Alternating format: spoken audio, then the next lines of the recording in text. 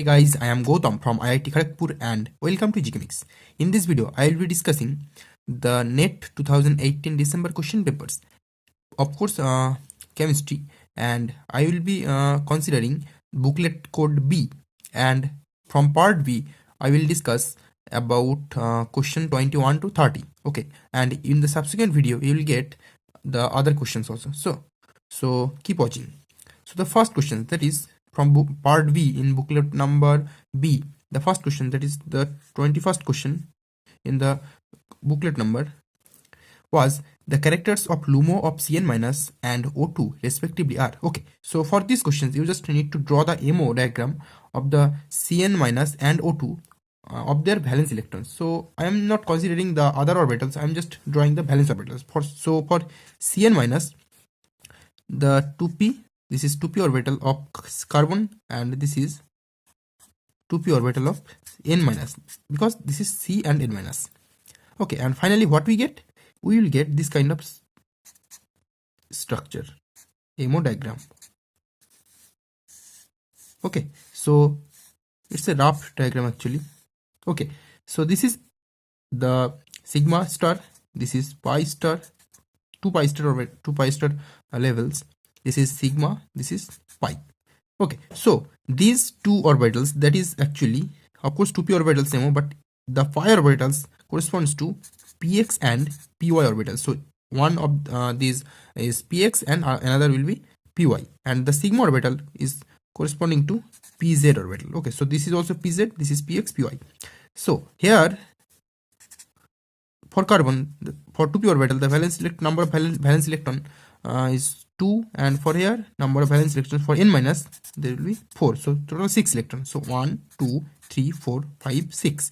So this will be the MO configuration, and this is the actually HOMO, highest occupied molecular orbital. This is HOMO, and this will be LUMO. So just find pi star orbital. I just need to find the term corresponding to pi star orbital. That will be the LUMO, and that is why I just first find the term corresponding to pi orbitals, these two.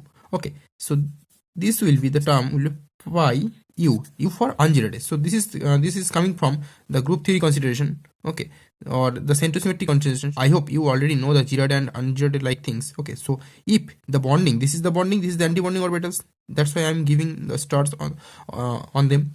Okay, so that is why it's, as it is u, the opposite, that is the anti-bonding orbital of this pi orbital will be pi. Of course, pi orbital is the LUMO, G.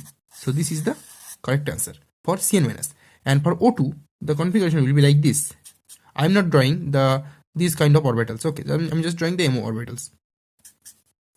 Okay, so this will be sigma, this will be pi, this will be pi star, this will be sigma star. Okay, so this is also pz, px, py, px, py, pz. So this will be pz, which is actually sigma, and the term will be corresponding to G. Okay, so just remember, pz is corresponds to Girardet and px, py corresponds to ungirated. So just you need to remember these two things. Okay, so if it is Girardet, its antibonding will be sigma u. Okay, so the final answer will be option 3, that is pi g and sigma u, pi g and sigma u. Okay, so now coming to another question, next question, that is question number 22, which says the intermediate in FeSCN H2 whole 5, that is you can see the question on your screen. So here it says that when we react, we have a reaction, that is C.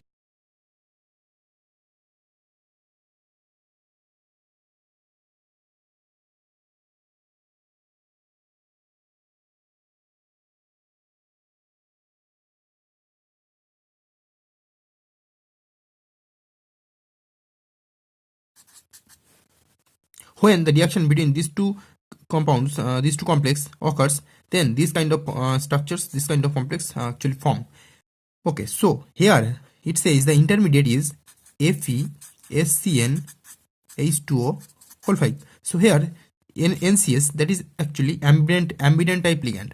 Okay, so this actually has the bridging character. So you know that the system which has the bridging character type ligands, then those systems when participating in reaction, the reaction is going to be inner sphere electron transfer. Okay, So here this is a ambident type ligand, and this is actually the bridging ligand, and that is why the whole system participates into inner sphere electron transfer. Okay, so the third option, that is inner sphere electron transfer, will be the correct option. So next, coming to another question, that is question number 23rd, and it says the chelate rings made by macrocyclic ligand in vitamin B12. Okay, so you can see the picture of the vitamin B12. Okay, and from there you can easily understand that the system has 1 5-membered and 3 6-membered rings, which are actually formed by the macrocyclic ligand. Okay, just don't look at the 5-member pyrrole-like rings. Just see carefully the chelate rings that is actually formed by the macrocyclic ligand. Okay, so you will find that the system will have 1 5-membered and 3 6-membered ring. Okay, I have also mentioned all those things by using arrow. Okay, so now coming to next question, that is 24, which says, it says that for magnesium complex of EDT2 minus, the number of nitrogen donor and oxygen donor centers are. Okay, so just let's draw the complex. So the complex will be like this: Mg2 plus, here nitrogen, this kind of structure, oxygen, and another oxygen. Then this toxin will be, so here one double bond, here another double bond, here also double bond, another double bond. Then okay, so the number of nitrogen donor ligand is 2, and oxygen donor, number of oxygen donor is number is 4. Okay, so that is why the option will be 2 and 4. So option A is correct. Okay, so now coming to another question, that is question number 25. So this is all about the John Taylor distortion. Okay, you can see the question on your screen, and it says the correct set of electronic configurations. Okay, so you have to find the system or the set in which all the systems show the John Taylor distortion. So I have already made a video on John Taylor distortion, so you can check it by clicking this I button. And or the systems which have the unsymmetrical distribution of electron in the octahedral field. Of course, here is octahedral field is mentioned. Okay, so you have to find the systems which have the unsymmetrical distribution in the octahedral field in T2G and EZ level. Those systems will show the John Taylor distortion. Okay, so you will find that option A, that is T2G3 and T2G6. There is no unsymmetrical distribution right here, but unsymmetrical distribution right here is present. So that is EZ1. And in the second case also, EZ1, T2G3, no unsymmetrical distribution, and EZ1, of course, unsymmetrical distribution in the EZ level. And of course, for 3, the unsymmetrical distribution, that is EZ3. So 2 orbital, 1, 2, and 3. So this orbital can be right here also. So unsymmetrical distribution is present in the EZ level. Okay, so that is why option 1 is correct. So to learn more about John Taylor distortion, you can click on this I button. Okay, now coming to another question, that is about question number 26, which says that the correct order of acceptability. Okay, so this is all about the PR3 group. So it's quite simple because phosphorus has the 3D vacant orbital. So if 3 R groups are present, then the phosphorus atom with variable R groups are maybe like this. The ability to accept electron phosphorus will depend on these R groups. Okay, so if R is much more electronegative, so it will attract the electron towards itself, towards the R group. Okay, from the phosphorus atom. So if the R groups are much more electronegative, then the electron deficiency on the phosphorus atoms will occur, and that is why it will easily accept electrons from the other system or other electron donor system. Okay, so that is why here the highest electronegative atom is fluorine. Then coming to one group, that is OPH3, OPH. Okay, then coming to another group, that is PH, phenyl group. Then coming to methyl group. So this has the highest electronegative effect, this second, this third, and this fourth. So you can easily determine the electronegative effect, of course, by the resonance effect, because the electron distribution will be towards like this. So if electron distribution, there is oxygen atom also. Okay, so it easily attracts the electron from phosphorus towards itself, and pH, that shows the of course some kind of resonance effect towards itself, and methyl group has the lowest because it will show the plus effect. So it will donate the electron towards the phosphorus atom. Okay. so that is why it has the highest electronegativity, and that is why it shows the system which is PF3, it shows the highest acceptor ability. Okay, and thus option 2, okay, that is you can see option 2, that is correct. So now coming to another question, that is question number 27, which says that in the 31p 1H NMR spectrum of a diamagnetic complex meridional MPR3 whole thrice Cl3, M equals to here transition metal and the I of the system is 0. So a expected number of resonance you have to find. So in meridional complex, this kind of complex, there will be an axis of symmetry, okay, that will make two of the PR3 group equivalent. Okay, so there are total 3 PR3 group, but for this kind of system, two of the PR3 groups will be equivalent and the third one will be different.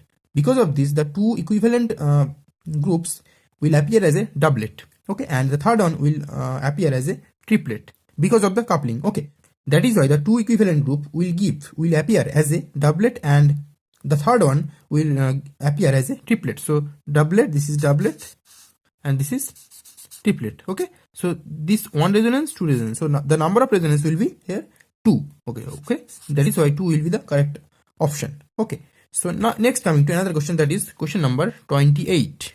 Okay, so which says that consider this species and the number of paramagnetic species among them and the EPR inactive species. Okay, so EPR means electron paramagnetic resonance. So from the full form you can easily understand the system which will show paramagnetism, that will show the EPR that will be EPR active.